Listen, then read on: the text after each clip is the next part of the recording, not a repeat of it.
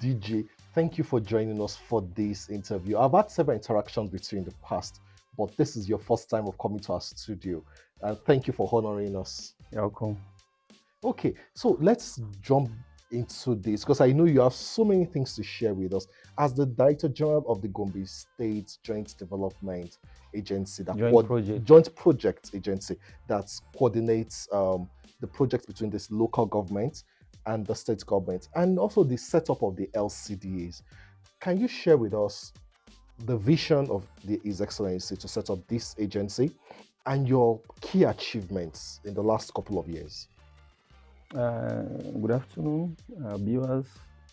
As you asked, let me first introduce myself, even though I know you know me very well.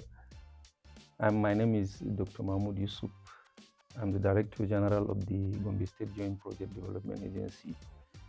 So, as you asked, the rationale behind the creation of the Joint Project Development Agency by His Excellency, the Executive Governor of Gombe State, Muhammadu Inu Yahaya, is for him to cascade development down to the rural areas. You know, in the past, or I can say previous administration over time, they usually concentrate mainly in the state capital and sometimes in the local government headquarters.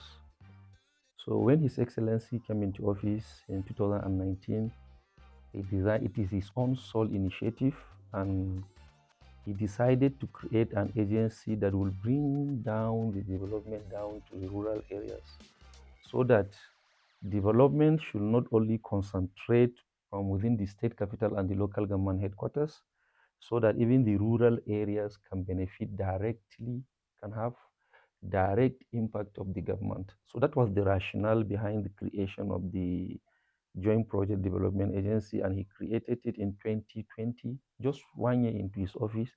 That's to tell you that he came with a vision. He has planned this thing through his manifesto that if eventually I win election, I'm going to cascade development to the rural areas so that people at the grassroots, who are mainly the voters, will benefit directly from the impact of the government. Okay, so now that the agency has been set up and there's collaboration between the local government and the state government. But before we even make that assumption, tell us the depth of the collaboration between the local government and the state government, thinking about the autonomy that local governments enjoy and what Gombe State has been able to do to enforce that autonomy and to also make sure that the local governments also grow and provide dividends of democracy to the people at the grassroots. You know, even before the time His Excellency created the Joint Project Development Agency, he has in mind that this local government autonomy will eventually come into being. So, in the law that established the Joint Project Development Agency, it was categorically stated that this collaboration is going to be consensual. Any local government that want to collaborate with the state government to execute project are free to do so, and any local government that is not willing to collaborate can stay aside. So this collaboration is purely consensual. That's why the local government autonomy has even given us a more rights to interact freely with the local government chairman so as to execute project in their respective local government. And most, if not all, of the project that we have executed so far are for the benefits of the local government. Even though His Excellency, in his own wisdom, is executing project from the state government at various local governments, but still yet any local government that want to collaborate with the state government to execute project, the state government will partner with that particular local government to help the local government achieve that project. And so far, so good. We have achieved a lot. We have achieved a lot. And I strongly believe that the people in the rural areas uh, have seen have seen the kind of development that we are bringing to the rural areas. Let me give you an example now. In the past, since the creation of Gombe State, there was no administration that constructed a brand new local government secretariat. A brand new. In Nafa, the local government, we constructed a brand new local As government in secretariat. totally brand new, not Totally not refurbishment, not refurbishment, not renovation. renovation, not reconstruction. We demolished the existing local government secretariat and built a one-story Oh building. yes, that is the one that the It was governor of Yobe commissioned by State Yobe came. State Governor. Yes. It was a brand new local government secretariat. And also, for the first time in the history of Gombe State, we have reconstructed over 50 district head palaces. In the past, it has never happened in the history of Gombe State. And all these district head palaces that we have reconstructed, we have furnished them now. We have provided them with good furniture, television sets, solar street light from within the district head palace. We have furnished it, provide rock carpet. We have provided everything that is needed for a district head to perform his functions effectively. Yeah, when His Excellency came, he looked at it that over 90%, if not more, of the district head are not staying in their respective places. And for you to have an effective security system, you need to be hearing from the district head because they are the people that are staying with the people. So he now said that we should go and build two-bedroom, brand new two-bedroom for each district head palace. We renovated the palace. We provide fencing in most of the district head palaces. You'll just see a mini structure without adequate fencing, without adequate security. So we provided fencing. We constructed brand new two-bedroom, and we also renovated the entire palace and provide them with sitting furniture, beds, you understand, television sets, rock carpet, everything that they may need for them to function effectively. We have done that, and also for the first time, Because there's really no conducive place for them to sit. they don't have a conducive place for them to sit down and discuss issues, especially issues of security. And as you know, issue of security is not something that our governor take it lightly. It is something that he's on top of it. That's why Gombe State is one of the safest states in the country. So we have achieved that now. We have the Gombe State Council of Emirs and Chiefs. They have their own hall where they can have meetings. They can share ideas. They can report to the government that this is what is happening in my own domain. This is what is happening here. They will be interacting periodically and reporting to the governor that this is the situation of things from within our own areas. So we have achieved that. We have provided more than 15,000 solar street lights across the state. 15,000. When I say 15,000, I mean 15,000. We have provided more than 600 in Duku. We have provided more than 700 in Napa. That is more than 1,000 in each local government. Of course, yes. There are local governments that are yet to benefit. Okay. In this collaboration, there is something that you will have to look at the financial capacity of each local government to contribute. When you want to execute a project, when you present a project, we'll now look at it. You tell us your financial capacity. Can you achieve this particular project with the support of the state government? State government. Yeah, we look at it. That's why the project varies. So it depends on the financial capacity of the local government and the contribution of the state government. And also the priority from the local government. The state government didn't interfere. You will have to prioritize. Okay. You as the local government chairman now will say, okay, I want to renovate my district head palaces, or maybe I want to provide solar street lights. Then we will go and take notations and cost it. Okay, this is the cost of a particular project that we want to execute. So now we'll take it. There is what we call Joint Project Development Council. Okay. It's not as if after this we just award contracts. No, we have a council which is chaired by His Excellency, the Executive Governor of Gombe State. We have the Commissioner of Justice for him to advise. You understand, on the legality, the financial aspect of it. We have the Commissioner of Finance, the Commissioner for Local Government, and the Commissioner of Works, and all the local government chairmen with me as the secretary. We will come when they make their own presentation and their own request. We'll look at it. We'll bring it to the council, just like the State Executive Council, and it will be discussed at the council. Okay, what is the importance of this project that you want to do? What impact will it bring to your people? They will look at it if the council in general, apart from the individual local government submission, the council will look at it holistically. That okay, now this project there is really impactful to the people of that area. Then we seek the support of the state government to collaborate and achieve that. So we have achieved that. Uh, that So, but the my train of thought is this: now you have the support of the local government, it's voluntary, and you've made quite some impact in the districted palaces, the street lights, and co. But I know that you've done more than that. Can you tell us about some of the markets and co, and how this is also tying into revenue generation and also additional independence of the local governments?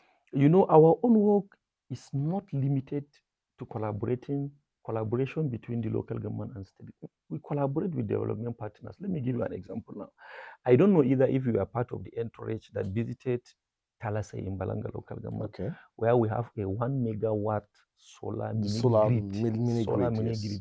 which was inspected by the Adamawa State State Governor, governor. Right Honorable Amadou Umaru Pintiri. He was there, and when he saw the project, he was so impressed to the extent that he collected the number of the developer that he wanted to execute that in his own state. And that model that we are operating now is even called Gombe model. It is the first of its kind in the history of the country. We are providing 1 megawatt of solar electricity in Talasay. And it will interest you to know that Talasay, even though it's a local government headquarters, has been without electricity for the first 15 years. No electricity at No all for 15 electricity years. at the local government headquarters. So we took about 2 surveys. This collaboration now we are doing it with the World Bank, the state government, and the local government with the developer. Okay. The World Bank is giving us 70% of the contribution, okay, while 30% is shared between the local government and the state government. You understand? Mm-hmm. They are going to provide a 1 megawatt of solar electricity, and it will be distributed. They have so far provided. They have finished putting the panels. They have now, as at last week, they have provided the meters and the batteries that are going to be used, and people are going to be charged for it. And the proceed, as you talk about the revenue generation, the proceed that we are going to generate from, because it's not going to be given for free. So each household that is connected to that solar mini grid will be paying a certain amount of money based on the electricity consumed. You understand? So the revenue generation will also be shared between the developer, the local government, and the state government. And then we'll be keeping, from the proceed, we are going to be keeping 15% of the proceed. For the joint project? No, not for the joint project. That 15% is going to be used for maintenance. Okay. Because when you distribute the money evenly and then you have an immediate maintenance issue, how are you going to do it? So we are going to be keeping 15% of the proceed for maintenance and expansion. Maybe as the time goes, the demand may be also higher. Increase. The community so will there also may increase. there may be need for us to expand. You understand? That 15% is going to be saved for maintenance and then for expansion. If we want to expand it maybe to 2 megawatt, we may not have to go and seek for funds from the state and local government. That money is going to be kept with the local government, that 15%, so that in case of expansion or maintenance, it can be used for maintenance. And also we have constructed markets. Like in Duku now, it will take me back to what I told you earlier, that we do this thing based on the priorities of each local government. Duku local government doesn't have a market.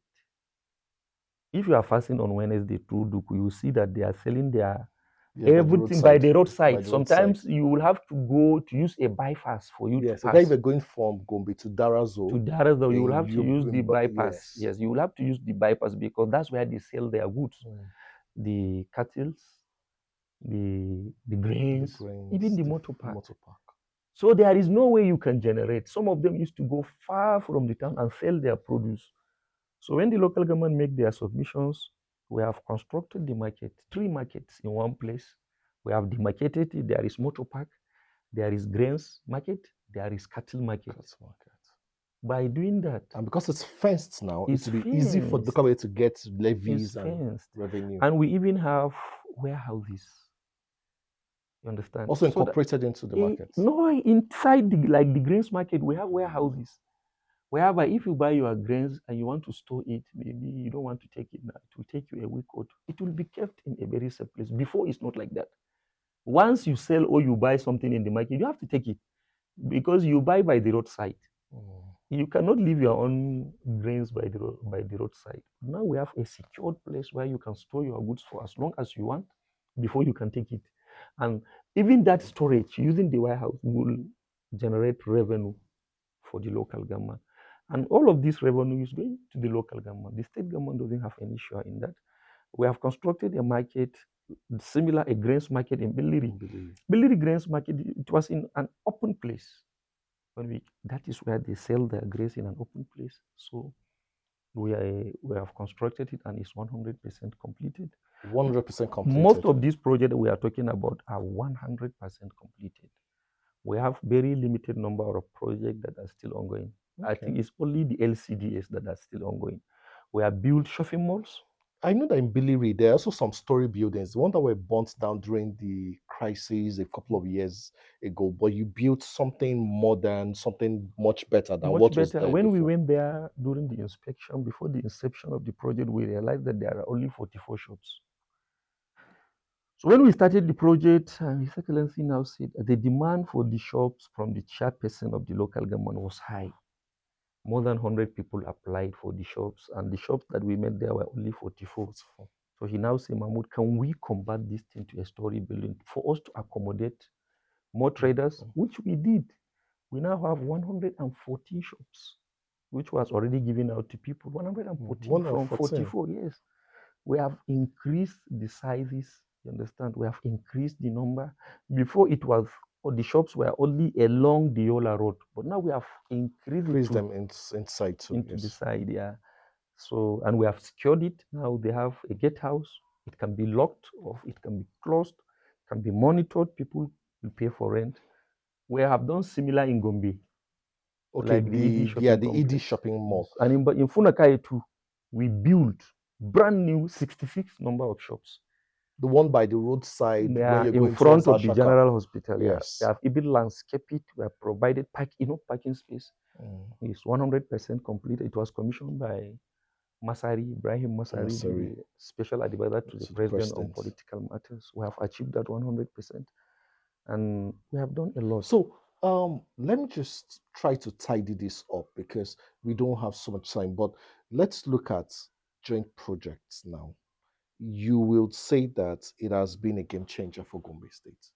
Like it's one of the jokers that His Excellency Governor Nwaya brought out of his pocket to transform Gombe.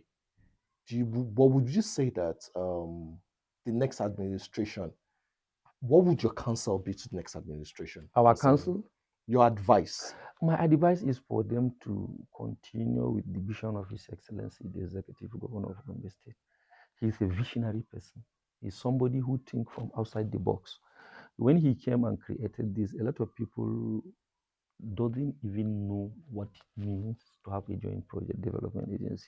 And he has also now, a lot of states are coming to us to collect our model that they want to go and develop something similar or something as good as what we are doing. When he came, that's the importance of having a visionary leader. He was the one that created Gogis, you know it. A lot of states now are coming to Gombe State to copy from what Gogis is doing. That's why we no longer have Ministry of Lands. You understand? We have Gogis like the Go Health, Go Health, Go Stake. Yes. And all these things are initiated. Even the Go Farmer. The Go Farmer.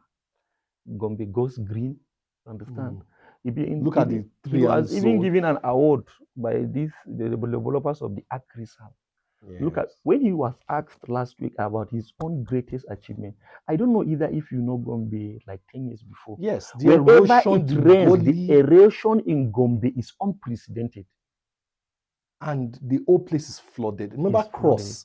That cross roundabout, it becomes impassable. We have secured Gombe 100%. We have provided drainages and it is at 98% completed. It is the last lab that they are doing now. We have, even though it's not a joint project development agency, I'm just talking about the visionary of the governor. He thinks that what will be the best thing for Gombe in the years to come, like the industrial park now. By the time this industrial park is functioning, people will be surprised to the number of employment that is going to generate.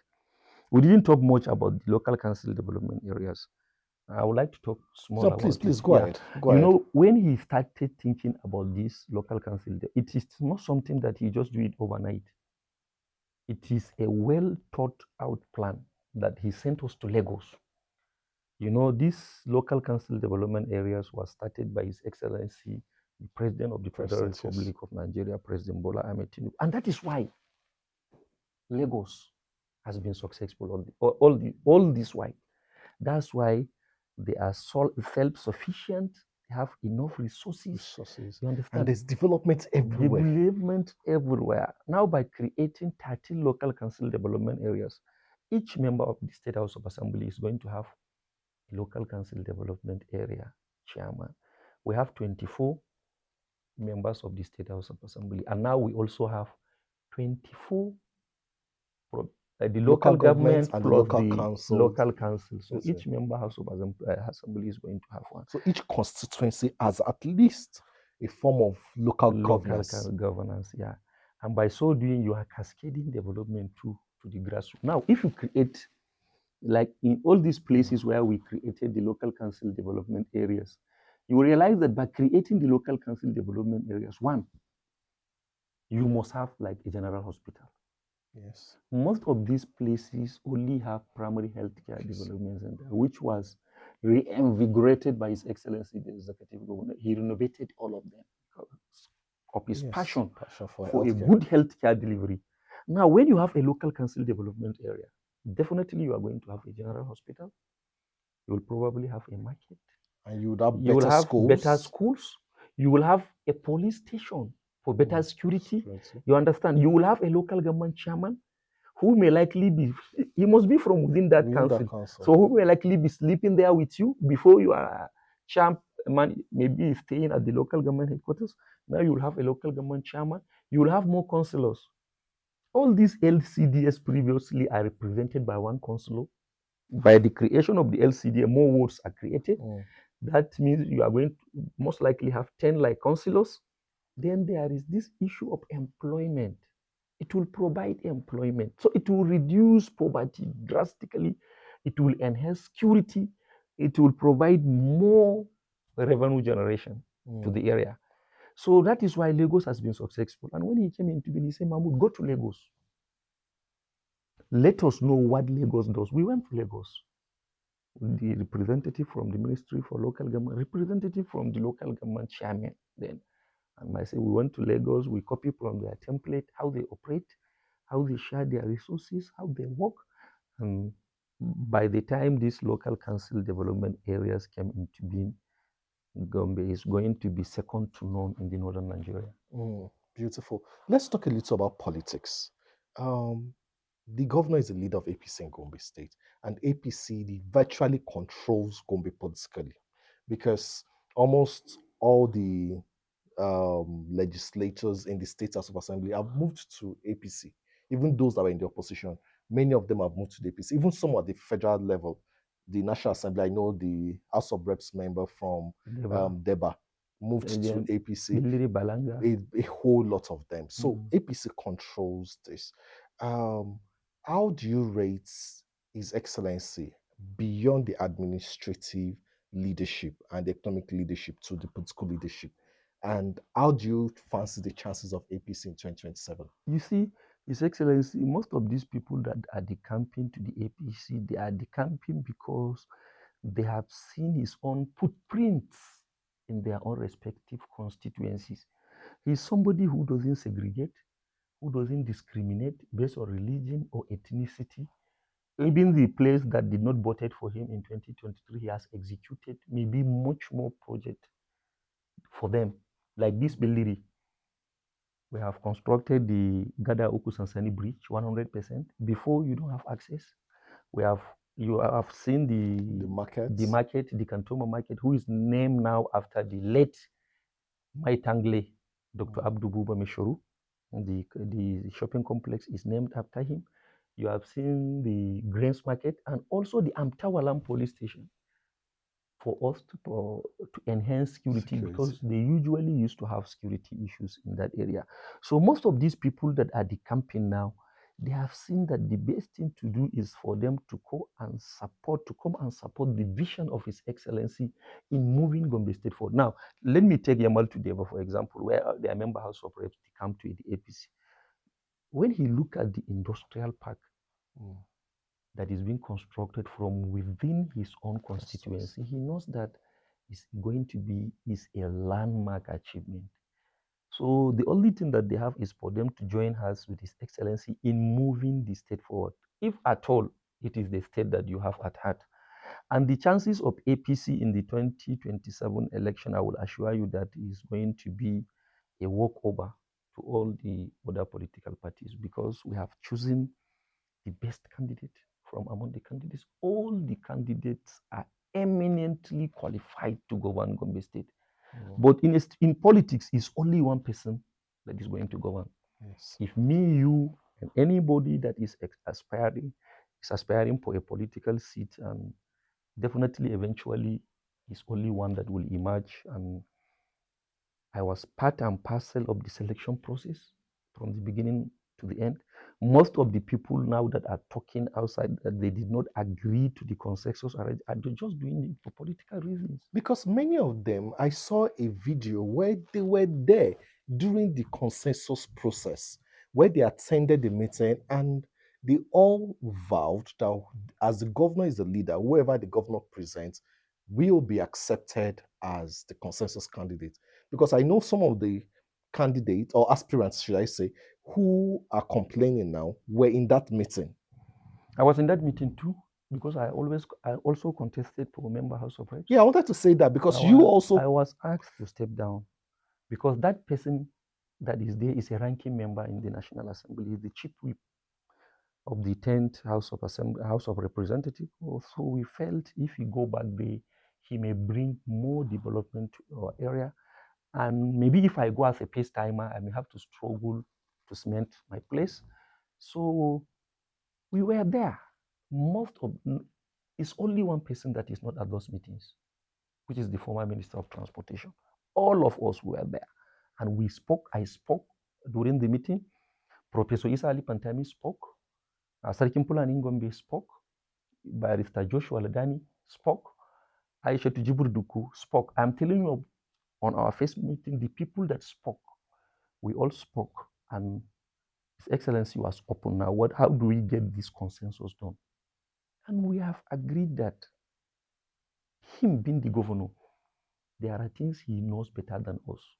Because like now, in terms of security, it is being reported to him on daily basis.